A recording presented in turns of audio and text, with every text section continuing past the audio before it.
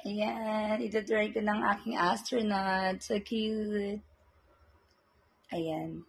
Para mala-universe ang aking room for tonight bago mag-sleep. So cute. Ayan.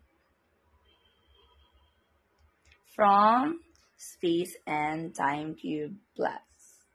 Says my son. Ayan. Ayan na. Meron na rin ako sa wakas na astronaut. Ayan. Super cute. Bale, nabili namin ito sa Space and Time Cube Plus. Ayan. So, maganda kasi itong gamitin.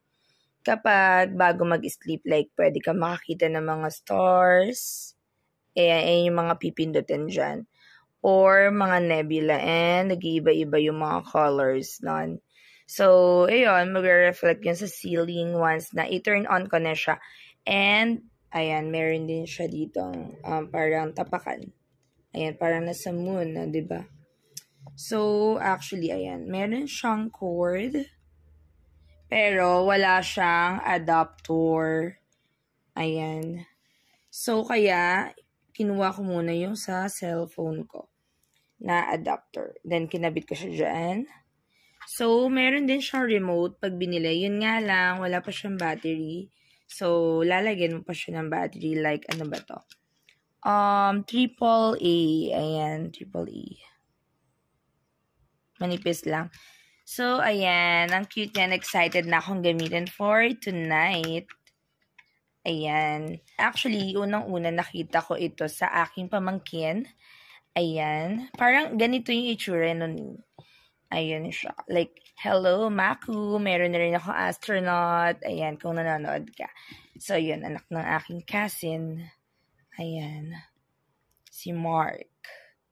Ayan. So, ayan, i-testing na natin ito. Ayan, diba? Super cute niya. So, ito, natitilt yung kanyang head.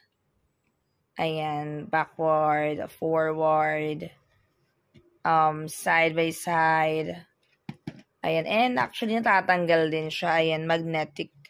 So, ayan, then meron din siyang wire here. Ayan, tinatakpan yung wire niya. So, yun, tilt. Ayan, iikot-ikotin mo lang siya. Tatanggalin muna natin ang sticker bago mag-start. Okay. Let's try it.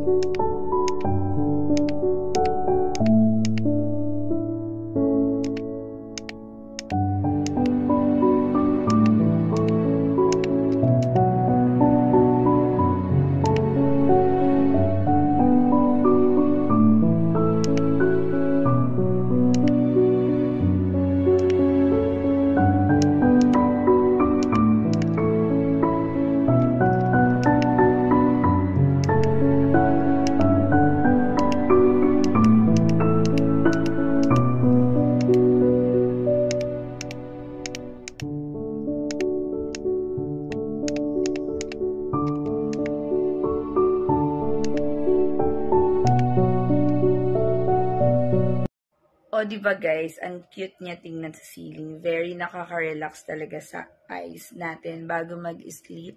So, yun lang. Try nyo na rin yan, guys. O, diba? Pasyala lang kayo dun sa mall na nabanggit ko kanina. Advance good night.